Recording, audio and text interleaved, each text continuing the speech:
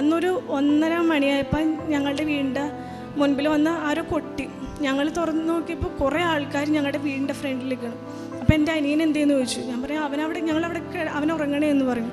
അവനെ വിളിക്കാൻ പറഞ്ഞു. അവനെ വിളിച്ചപ്പോൾ ഞങ്ങൾ ചോദിച്ചു നിങ്ങൾ ആരാന്ന് ചോദിച്ചപ്പോൾ പോലീസിൽ നിന്നാണ് വന്നതെന്ന് പറഞ്ഞു.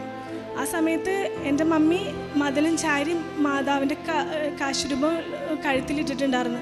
ഇതും പിടിച്ചുകൊണ്ട് നിൽക്കുന്ന സമയത്ത് ഞാൻ മമ്മിയുടെ അടുത്ത് നിന്നിട്ട് പറയും, മമ്മി കൂളായിട്ടിരിക്കുക, നമ്മുടെ കൂടെ മാതാവിൻ്റെ എന്തായാലും നമുക്ക് കേൾക്കാമെന്ന് പറഞ്ഞു. അപ്പോൾ അവർ വന്നിട്ട് പറഞ്ഞു ഞങ്ങൾ പോലീസിൽ നിന്നാണ്, ഇവൻ ഡ്രഗ്സ് ചെറുതായിട്ട് ഉപയോഗിക്കുന്നുണ്ടെന്ന് പറഞ്ഞു. ആ സമയത്ത് നമ്മൾക്ക് മാതാവ് മാത്രമേ ഉള്ളൂ, ചുറ്റിനും ആരും നമ്മുടെ സപ്പോർട്ടില്ല.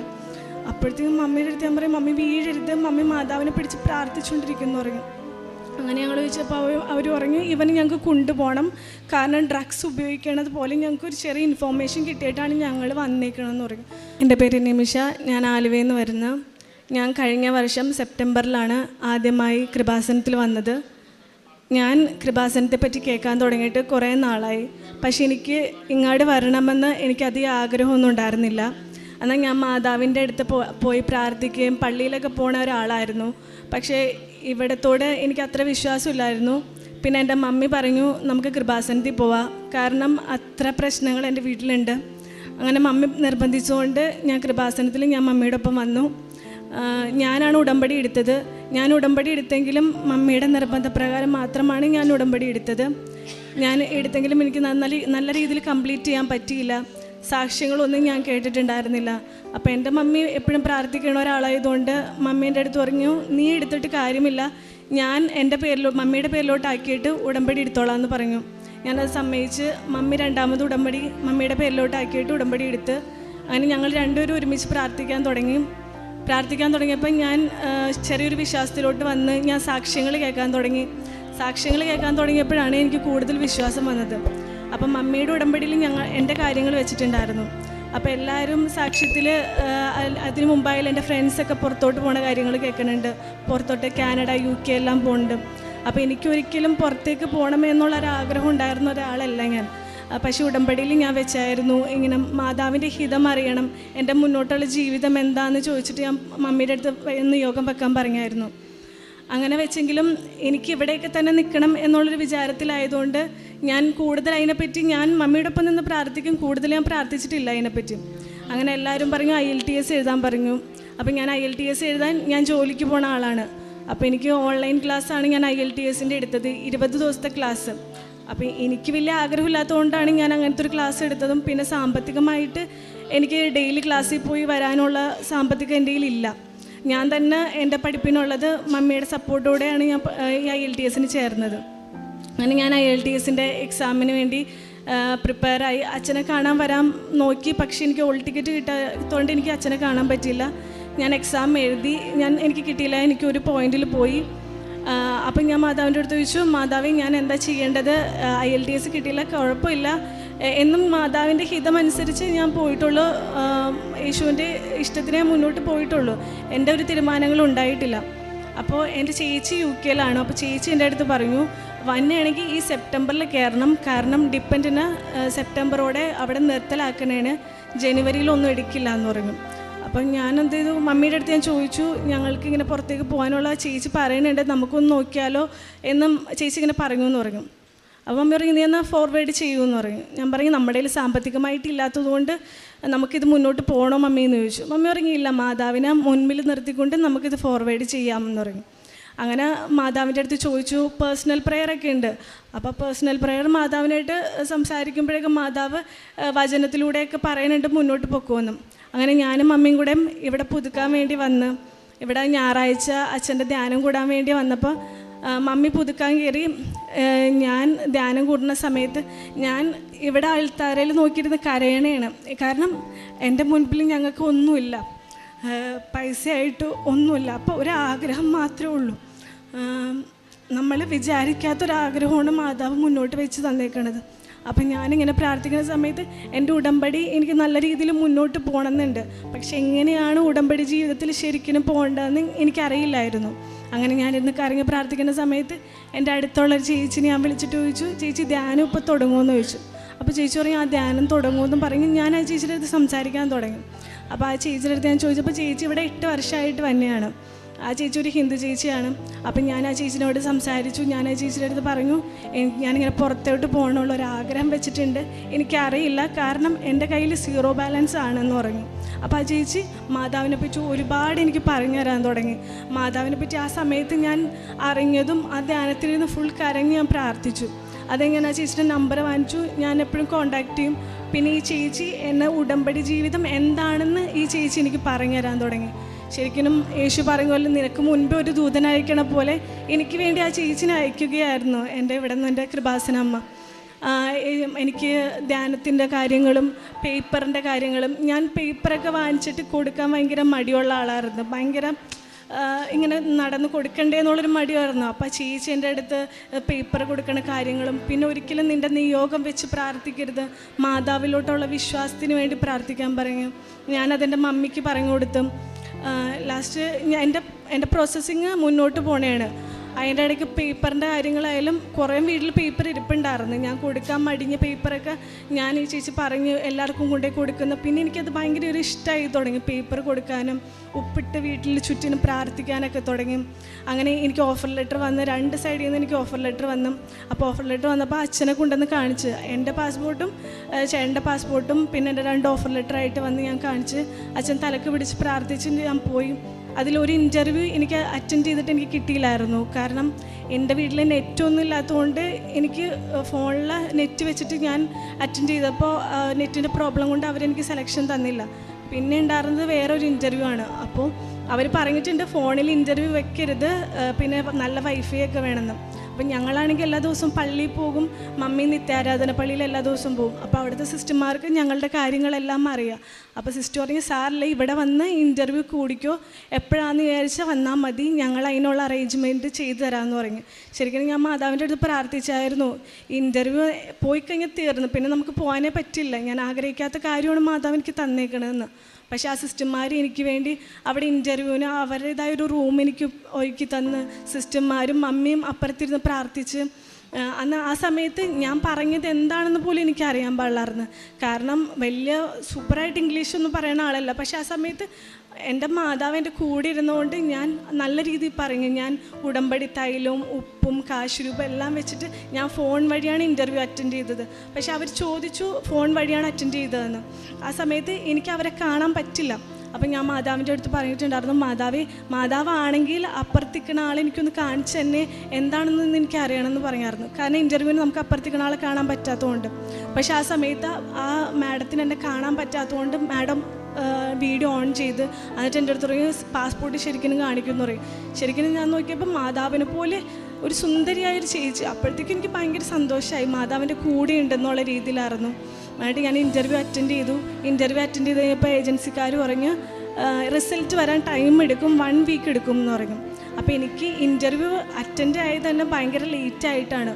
അപ്പം ഞാൻ ഇവിടെ വന്ന് പ്രാർത്ഥിക്കുന്ന ആ ദിവസം തന്നെ മാതാവിൻ്റെ അടുത്ത് ഞാൻ പറഞ്ഞിട്ടുണ്ടായിരുന്നു, അച്ഛനെ കണ്ട ദിവസം, മാതാവാണ് ഇത് ആഗ്രഹിച്ചെങ്കിൽ എനിക്ക് മാതാവിൻ്റെ ദിവസം അല്ലെങ്കിൽ മാതാവിൻ്റെ ഡേറ്റിൽ എനിക്ക് തരണം. കാരണം ഞാൻ എടുത്ത് ചാടി ഒരു കുഴിയിലോട്ട് ചാടാനോ സ്വന്തം ഇഷ്ടത്തിന് കാണിക്കാനോ ഒന്നും എനിക്ക് താല്പര്യമില്ല എന്ന് പറയും. കാരണം ചുറ്റിനും എല്ലാവരും ഞങ്ങൾ അത്ര കുറേ പേര് സപ്പോർട്ട് ചെയ്യും, കുറേ പേര് ഞങ്ങൾ കുറ്റപ്പെടുത്തണേണ്, എന്തിനാണ് ഇങ്ങനെയൊക്കെ നിൽക്കണത്, കാശില്ലെങ്കിൽ പോകാൻ നിൽക്കേണ്ട കാര്യമില്ല എന്നൊക്കെ പറഞ്ഞ് ഞങ്ങൾ കുറ്റപ്പെടുത്തണേണ്.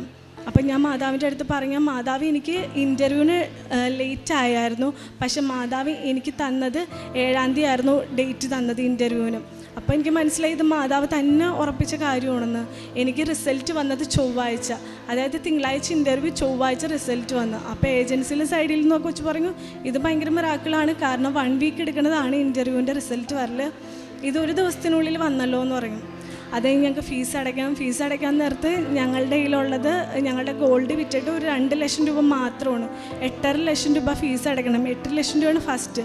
അവിടുത്തെ പൗണ്ട് റേറ്റ് അനുസരിച്ച് ആ സമയത്ത് ഭയങ്കര ഹൈ ആയിരുന്നു, ഞങ്ങൾക്ക് കാശ് വെക്കണുണ്ടായിരുന്നില്ല.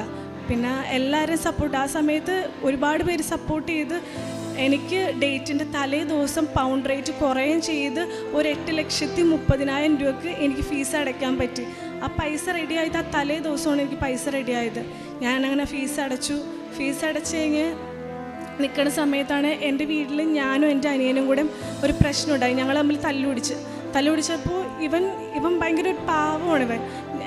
അവൻ അധികം സംസാരിക്കുക അങ്ങനെ ഒന്നുമല്ല, നല്ലൊരു മോനാണ്. അപ്പോൾ ഇവനെന്നെ ഭയങ്കരമായിട്ട് എൻ്റെ മേത്തോട്ട് ഇങ്ങനെ കൈ എന്നെ പിടിച്ച് തിരിച്ചപ്പോൾ ഞാൻ മാതാവിൻ്റെ അടുത്ത് ഓടി വന്നിട്ട് ഞാൻ പറഞ്ഞു, ഇവൻ എന്താണ് ഇങ്ങനെ ചെയ്തത്? ഇവനിങ്ങനെ ഒന്നും റിയാക്ട് ചെയ്യാത്ത ഒരാളാണല്ലോ.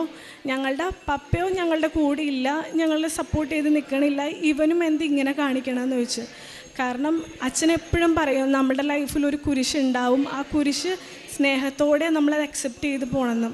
അപ്പം ഞങ്ങൾ ഈ പ്രോസസ്സിങ്ങിന് ഇറങ്ങിയപ്പോൾ മമ്മി എൻ്റെ അടുത്ത് പറഞ്ഞു, നമ്മുടെ ലൈഫിൽ ഒരുപാട് സഹനങ്ങൾ വരും, നമ്മളത് നിയന്ത്രിച്ച് കൺട്രോൾ ചെയ്ത് മാതാവിനോട് കൂടെ നിന്ന് പോയാലാണ് നമുക്ക് മുന്നോട്ട് പോകാൻ പറ്റുള്ളൂ എന്ന് പറയും. അപ്പം ഞാനിവിടെ പരിചയപ്പെട്ട ചേച്ചീനായിട്ട് എപ്പോഴും കോൺടാക്ട് ചെയ്യും. അപ്പോഴാ ചേച്ചി എന്നെ ഓരോ കാര്യങ്ങൾ പറഞ്ഞ് നമ്മളെ മോട്ടിവേറ്റ് ചെയ്ത് നമ്മളുടെ കൂടെ നിൽക്കും, മാതാവിനെ പറ്റി പറഞ്ഞു.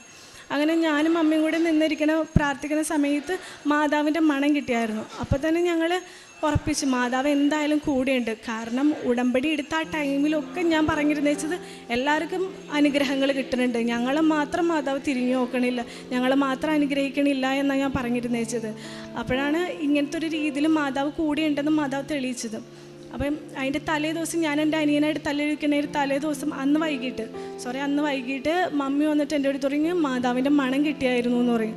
ഞാൻ പറഞ്ഞു എന്താണെന്നറിയില്ല, ഭയങ്കരമായിട്ട് മാതാവ് നമ്മുടെ കൂടെ ഉണ്ടല്ലോ, മമ്മിയുടെ കൂടെ ഉണ്ടല്ലോ എന്നൊക്കെ പറഞ്ഞ് മമ്മി പ്രാർത്ഥനയിലാണ്. അപ്പോൾ അന്നാലും എനിക്ക് ഭയങ്കര സങ്കടമാണ് ഇവനായിട്ട് തല്ല് പിടിച്ചേക്കണോണ്ട്. അപ്പോൾ ഞാൻ മാതാവിൻ്റെ അടുത്ത് വന്നിട്ട് പറഞ്ഞു, മാതാവേ അവൻ എന്ത് തെറ്റിലാണ്, അവൻ എന്ത് ഇങ്ങനെ കാണിക്കണമെന്ന് അറിയില്ല, നീ ഞങ്ങൾക്ക് കാണിച്ച് തന്നെ എന്ന് പറയും. മമ്മി ഞാനും കൂടി ഇരുന്ന് പ്രാർത്ഥിക്കുന്ന സമയത്ത് ഞങ്ങൾ ഇത് തന്നെ പറഞ്ഞു, മാതാവ് കാണിച്ചു തരുമെന്ന്. ഒരു ദിവസം കഴിഞ്ഞു, എന്നിട്ട് പിറ്റേ ദിവസം രാത്രി ഞാനും മമ്മിയും കൂടി ഇരുന്ന് പ്രാർത്ഥിച്ചിട്ട് ഞാൻ പറയും, ഒന്നും മാതാവ് കാണിച്ചെന്നില്ലല്ലോ മമ്മി എന്നും പറഞ്ഞിട്ട് ഞങ്ങൾ കിടന്നുറങ്ങി. അന്നൊരു 1:30 മണിയായപ്പോൾ ഞങ്ങളുടെ വീടിൻ്റെ മുൻപിൽ വന്ന് ആരോ കൊട്ടി. ഞങ്ങൾ തുറന്ന് നോക്കിയപ്പോൾ കുറേ ആൾക്കാർ ഞങ്ങളുടെ വീടിൻ്റെ ഫ്രണ്ടിലേക്കാണ്. അപ്പോൾ എൻ്റെ അനിയൻ എന്തെന്ന് ചോദിച്ചു. ഞാൻ പറയും അവൻ ഉറങ്ങണേ എന്ന് പറഞ്ഞു. അവനെ വിളിക്കാൻ പറഞ്ഞു. അവനെ വിളിച്ചപ്പോൾ ഞങ്ങൾ ചോദിച്ചു, നിങ്ങൾ ആരാന്ന് ചോദിച്ചപ്പോൾ പോലീസിൽ നിന്നാണ് വന്നതെന്ന് പറഞ്ഞു. ആ സമയത്ത് എൻ്റെ മമ്മി മതിലും ചാരി മാതാവിൻ്റെ കാശുരൂപം കഴുത്തിലിട്ടിട്ടുണ്ടായിരുന്നു. ഇതും പിടിച്ചുകൊണ്ട് നിൽക്കുന്ന സമയത്ത് ഞാൻ മമ്മിയുടെ അടുത്ത് നിന്നിട്ട് പറയും, മമ്മി കൂളായിട്ടിരിക്കുക, നമ്മുടെ കൂടെ മാതാവിൻ്റെ എന്തായാലും നമുക്ക് കേൾക്കാമെന്ന് പറഞ്ഞു.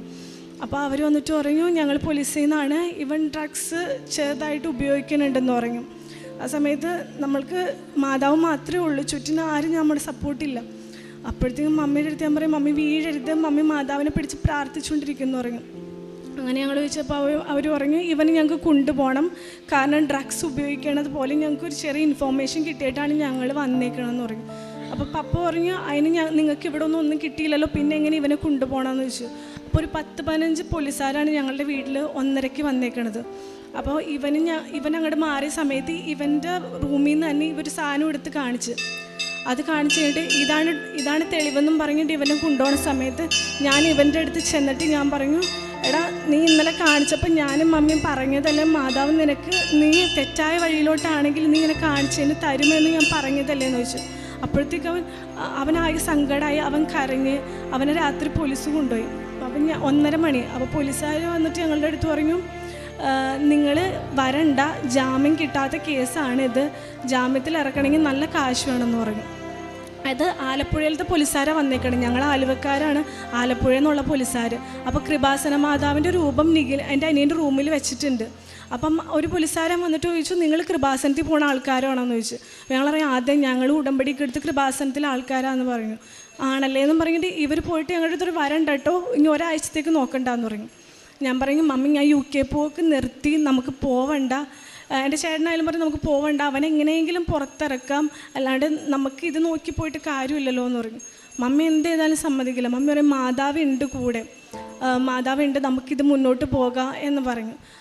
പിറ്റേ ദിവസം രാവിലെ ആയപ്പോൾ ഞങ്ങൾ 5:30 എഴുന്നേറ്റ് പ്രാർത്ഥിച്ചു, പള്ളിയിൽ പോയി.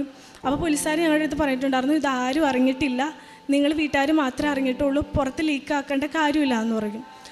എന്നിട്ട് ഞങ്ങൾ രാവിലെ പള്ളിയിൽ പോയി കഴിഞ്ഞ സമയത്ത് ഞങ്ങൾ പ്രാർത്ഥിക്കുന്നുണ്ട്, മാതാവിൻ്റെ അടുത്ത് കരഞ്ഞ് പ്രാർത്ഥിക്കുന്നുണ്ട്, മാതാവ് അവന് തെറ്റുപറ്റി, പക്ഷെ മാതാവ് ഞങ്ങൾക്ക് അവനെ തിരിച്ചു കൊണ്ട് തന്നം എന്നും പറഞ്ഞിട്ട് ഞങ്ങൾ കണ്ടിന്യൂസ് കൊന്തയെല്ലാം പ്രാർത്ഥനയാണ്.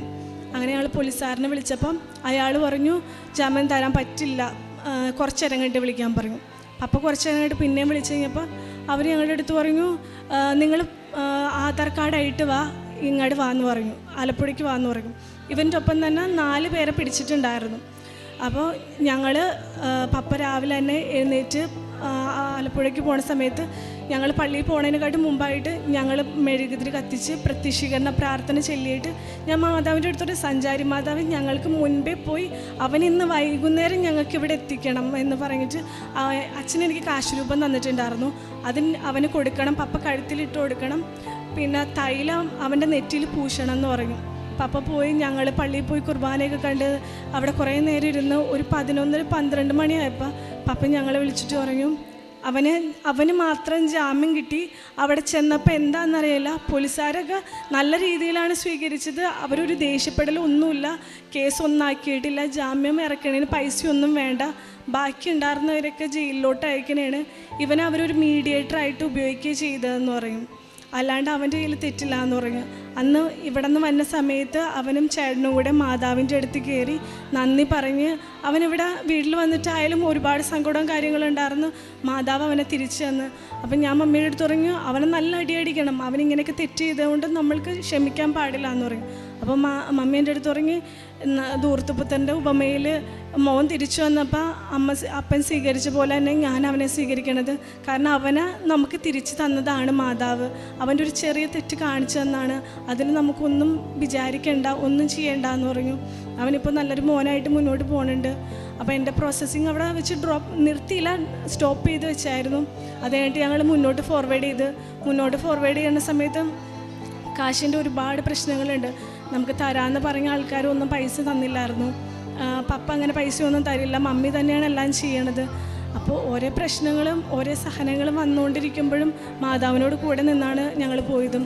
അങ്ങനെ വിസ ടൈമായി. വിസയുടെ പ്രോസസ്സിങ്ങിനായ സമയത്തും എനിക്ക് 1.5 ലക്ഷം രൂപ വേണമായിരുന്നു. അപ്പോൾ 1.5 ലക്ഷം രൂപക്ക് അവർ ഡേറ്റ് പറഞ്ഞ് ഇത്രാം തീയതിക്കുള്ളിൽ വേണമെന്ന്. ഞങ്ങളുടെ കയ്യിൽ ഒന്നുമില്ല. എനിക്കാണെങ്കിൽ ലോണൊന്നും കിട്ടില്ല, എനിക്ക് സിബിൽ പ്രശ്നമുണ്ട്, എൻ്റെ പപ്പയ്ക്ക് ജാമ്യം നിന്നേക്കണോണ്ട് ഒരുപാട് ബാങ്കിൽ കയറി ഞാൻ ഇറങ്ങി, ലോൺ കിട്ടില്ല. അപ്പോൾ എല്ലാവരും പറഞ്ഞു ഇങ്ങനെ പോകാൻ നിൽക്കണ്ടെന്ന് പറഞ്ഞു. അപ്പോഴും നമുക്ക് മാതാവാണ് ഇതുവരെ എത്തിച്ചേക്കണത്. ഇത്രയും സഹനങ്ങൾ തന്നെങ്കിലും മാതാവാണ് എത്തിച്ചെങ്കിലും മുന്നോട്ട് മാതാവ് കൊണ്ടുപോകുമെന്ന് ഉറച്ച വിശ്വാസം ഞങ്ങൾക്ക് എല്ലാവർക്കും ഉണ്ടായിരുന്നു. അത് കഴിഞ്ഞ് വിസയുടെ ടൈം ആയപ്പോൾ ഞാനും ചേട്ടനും കൂടെ ബാങ്കിൽ പേഴ്സണൽ ലോൺ കിട്ടുമെന്ന് അറിയാൻ വേണ്ടി പോയി. എനിക്ക് 2 ബാങ്കിൽ അക്കൗണ്ട് ഉള്ളത്. ഒരെണ്ണം SBIയിലും HDFCയിലും പോയി, ചേട്ടൻ്റെ ബാങ്കിലും പോയി. എല്ലാവരും പറയും നമുക്ക് ലോൺ കിട്ടില്ല, അങ്ങനെ പേഴ്സണൽ ലോൺ കിട്ടണമെങ്കിൽ ഒരുപാട് പ്രൊസീജിയേഴ്സ് ഉണ്ട്, അങ്ങനെ കിട്ടില്ല എന്ന് പറഞ്ഞു. അങ്ങനെ ഞാൻ മാതാവിൻ്റെ അടുത്ത് പറഞ്ഞു ചോദിക്കാൻ ഇനി ആരുമില്ല, ഇനി ഒരു വഴിയില്ല മുന്നോട്ട്, മാതാവ് മാത്രമേ ഉള്ളൂ എന്ന് പറയും. അത് കഴിഞ്ഞപ്പോൾ ചേട്ടൻ എൻ്റെ അടുത്ത് പറഞ്ഞു, ചേട്ടൻ്റെ ഫ്രണ്ട് അന്ന് വൈകിട്ട് ഒരു 1:40 കൈ കൊടുത്തിട്ടുണ്ട്, അത് ഞാൻ നിനക്ക് തരാം, പക്ഷെ 5-ാം തീയതിക്ക് മുമ്പ് ചേട്ടൻ്റെ പ്രോസസ്സിങ് ആകുമ്പോൾ തിരിച്ച് തന്നെന്ന് പറഞ്ഞു. ഞാൻ മമ്മിയുടെ അടുത്ത് പറയും മമ്മി തിരിച്ചു കൊടുക്കാൻ പൈസ നമുക്കില്ല, നമുക്ക് ഇതിവിടെ വെച്ച് ഡ്രോപ്പ് ചെയ്യുക, ഫണ്ട് റീഫണ്ട് ചെയ്യാം നമുക്ക് യൂണിവേഴ്സിറ്റി എന്നുള്ളത്, അല്ലാണ്ട് നമുക്കൊരു വഴിയില്ല എന്ന് പറഞ്ഞു. മമ്മി പറഞ്ഞു ഇല്ല, മാതാവിനെ മുമ്പിൽ കണ്ടുകൊണ്ട് എന്നെ മുന്നോട്ട് വെക്കുക, അവൻ്റെ ആ ഫണ്ട് വാങ്ങിച്ചോ എന്ന് പറഞ്ഞിട്ട് എൻ്റെ വിസയുടെ ഡേറ്റ് എടുത്തത് മാതാവ് തന്നത് മാതാവിൻ്റെ ചൊവ്വാഴ്ച ദിവസമാണ് എനിക്ക് ഡേറ്റ് തന്നപ്പോഴും 5-ാം തീയതി ചേട്ടന് പൈസ കൊടുക്കണം. ഞങ്ങൾ പിറ്റേ ദിവസം ഇതുപോലെ തന്നെ ബാങ്കിൽ പോയി, തരില്ല എന്ന് പറഞ്ഞു. അങ്ങനെ ഞാൻ വീട്ടിൽ വന്ന് കിടക്കണമായിരുന്നു. മാതാവ് എന്ത് ചെയ്യുമെന്ന് ചോദിച്ചിട്ട് കിടക്കുന്ന സമയത്ത് എൻ്റെ ഫോണിലെ നോട്ടിഫിക്കേഷൻസ് ഞാൻ എപ്പോഴും ഓഫ് ചെയ്തിടും. അതിന് 2 ദിവസം മുമ്പ് ഞാൻ മെസ്സേജിൻ്റെ നോട്ടിഫിക്കേഷൻ ഓൺ ചെയ്തിട്ട് എനിക്കൊരു മെസ്സേജ് വെറുതെ വന്നപ്പോൾ ഞാൻ ക്ലിക്ക് ചെയ്തപ്പോൾ എവിടെ നിന്നാണെന്നറിയില്ല, അവർ ലിങ്ക് അയച്ചെന്ന് ക്ലിക്ക് ചെയ്തപ്പോൾ അതിൽ 1.5 ലക്ഷം രൂപ 1.15 1,15,000 രൂപ നിങ്ങൾക്ക് ലോൺ അപ്രൂവൽ ആയിട്ടുണ്ടെന്ന്. അത് IDFC ബാങ്കിൽ നിന്ന്. ഞാനാകെ ഷോക്കായിപ്പോയി. ഞങ്ങളാകെ 2 ബാങ്കേ ഉള്ളൂ ഞങ്ങൾക്ക്, IDFC ബാങ്ക് ഞങ്ങൾക്കില്ല. അപ്പം ഞാൻ ഇത് ഇങ്ങനെ അവർ നമ്പറും തന്നിട്ടുണ്ടായിരുന്നു. വിളിച്ചു കഴിഞ്ഞു അവർ പറയും സിബിലൊന്നും പ്രശ്നമല്ല, 10 മിനിറ്റിനുള്ളിൽ പൈസ ക്രെഡിറ്റ് ആവും, നിങ്ങൾ ഇന്ന സ്ഥലത്ത് വന്നെന്ന് പറയും. ഞാൻ അവിടെ ചെന്നപ്പോൾ ഇവരോട് ചോദിച്ചു ഞാൻ ലോൺ ഞാൻ IDFC ബാങ്കിൽ ഒന്നുമില്ല, പിന്നെ എനിക്കെങ്ങനെ ഈ ലോൺ പാസ്സായതെന്ന് ചോദിച്ചു. അപ്പോൾ അവർ പറഞ്ഞ് ഇത് നിങ്ങൾക്ക് അക്കൗണ്ടൊന്നുമില്ല ശരിയാണ്, പക്ഷേ നിങ്ങൾ ഒരു വണ്ടി എടുത്തിട്ടുണ്ട്, അതിൻ്റെ ബേസിലാണ് ലോൺ പാസ്സായതെന്ന് പറയും. ശരിക്കും ആ സമയത്ത് ആ പൈസ മാതാവ് തന്നെ കൊണ്ടു തന്നാണ്. കാരണം അങ്ങനത്തെ ഒരു ബാങ്കായിട്ട് എനിക്ക് ഒരു കോൺടാക്റ്റും ഇല്ലാണ്ടിരിക്കുന്ന സമയത്ത് ഇങ്ങനെ കൊണ്ടുവന്ന് 1,15,000 രൂപ എനിക്ക് ക്രെഡിറ്റായി 10 മിനിറ്റിനുള്ളിൽ. പിന്നെ എനിക്ക് വേറെ പൈസ, എൻ്റെ വിസയുടെ പൈസ ചേട്ടന് കൊടുക്കാനുള്ള പൈസയൊക്കെ എനിക്ക് കിട്ടി. ഞാനതൊരു അരമണിക്കൂറിനുള്ളിൽ ട്രാൻസ്ഫർ ചെയ്തു. അത് കഴിഞ്ഞിട്ട് എനിക്ക് വിസ കൊടുത്തു കഴിഞ്ഞിട്ട് സെപ്റ്റംബർ 5-ാം തീയതിയാണ് ഞാൻ വിസ കൊടുത്ത് കഴിഞ്ഞപ്പോൾ ഞാൻ പ്രയോറിറ്റി വിസ 7 ദിവസത്തിനുള്ളിൽ കിട്ടുള്ളൂ. ഞാൻ മാതാവിൻ്റെ അടുത്ത് പറഞ്ഞു മാതാവേ ഞാൻ വിസക്ക് കൊടുക്കണേണ്, ഞാൻ ആ വിസയെ ഡോക്യുമെൻറ്റ്സും പാസ്പോർട്ടിലൊക്കെ മാതാവിൻ്റെ ഉപ്പിട്ടിട്ടാണ് ഞാൻ എല്ലാ കാര്യങ്ങളും ചെയ്യണത്. എന്നിട്ട് വിസ കൊടുത്തപ്പോൾ ഞാൻ മാതാവിൻ്റെ അടുത്ത് മാതാവിൻ്റെ ബർത്ത്ഡേ ആണ് സെപ്റ്റംബർ 8 എനിക്ക് ബർത്ത്ഡേ ഗിഫ്റ്റായിട്ട് മാതാവ് എനിക്ക് ആ വിസ തന്നം എന്ന് പറഞ്ഞു. അപ്പോൾ എൻ്റെ കൂടെ ഉണ്ടായിരുന്നവരൊക്കെ ഇതുപോലെ ഞങ്ങൾ ഒരു ഗ്യാങ്ങായിട്ടാണ് വിസക്ക് വെച്ചേക്കുന്നത്. അത് കഴിഞ്ഞ് സെപ്റ്റംബർ 8 വൈകിട്ട് എനിക്ക് ഫോണിലോട്ട് മെയിൽ വന്ന് നിങ്ങളുടെ വിസ അപ്രൂവലായി എന്നും പറയുന്നുണ്ട്. അപ്പോൾ എൻ്റെ കൂട്ടത്തിലുണ്ടായിരുന്ന ആർക്കും വിസ കിട്ടിയിട്ടില്ല. ചിലവർക്ക് പ്രോബ്ലം വന്നു, പേപ്പറിൻ്റെ പ്രോബ്ലം വന്ന്, ചിലവർക്ക് കിട്ടിയില്ല. എനിക്ക് 4-ൻ്റെ അന്ന് മാതാവിൻ്റെ ബർത്ത്ഡേയുടെ അന്ന് എനിക്ക് സമ്മാനമായിട്ട് തന്ന്. അത് കഴിഞ്ഞിട്ട് ഞാനത് വിസ കാര്യങ്ങളൊക്കെ പ്രോപ്പറായി. അത് കഴിഞ്ഞിട്ട് ചേട്ടൻ്റെ വിസ വെക്കണമായിരുന്നു. ചേട്ടൻ്റെ വിസ വെച്ച് എൻ്റെ വിസ കിട്ടിക്കഴിഞ്ഞിട്ട് ചേട്ടൻ്റെ വിസ വെച്ച് കഴിഞ്ഞപ്പോൾ എനിക്കവിടെ 18 ക്ലാസ് തുടങ്ങും. അപ്പോൾ നമ്മൾ ഒക്ടോബർ 2 കയറിയാൽ മതി. അപ്പോൾ ചേട്ടൻ്റെ വിസ വെച്ച് ചേട്ടൻ്റെ വിസയും പ്രയോറിറ്റി വിസ വെച്ചെങ്കിലും നമുക്ക് ഉറപ്പുണ്ടായിരുന്നില്ല കിട്ടുമെന്ന്. 2 പേർക്ക് ഒരുമിച്ച് പോകാൻ പറ്റുമെന്ന് ഉറപ്പുണ്ടായിരുന്നില്ല. ലാസ്റ്റ് ഞാൻ 2ഉം കൽപ്പിച്ച് സെപ്റ്റംബർ 27 എൻ്റെ ടിക്കറ്റ് ബുക്ക് ചെയ്തു. അപ്പോൾ മമ്മി പറഞ്ഞു നീ ടിക്കറ്റ് ബുക്ക് ചെയ്തോ, അവനും കൂടെ ബുക്ക് ചെയ്തോ, അവൻ എന്തായാലും കിട്ടും, മാതാവ് തന്നിരിക്കും എന്ന് പറഞ്ഞു. ഞങ്ങൾ 2 പേരും കൂടെ ഞങ്ങൾക്ക് ടിക്കറ്റ് ബുക്ക് ചെയ്തു. 7-ൻ്റെ അന്ന് ചേട്ടൻ്റെ വിസ അപ്രൂവലായി. ഞങ്ങൾ നാളെ പോണേണ്, നാളെ നൈറ്റ് UK പോണേണ്.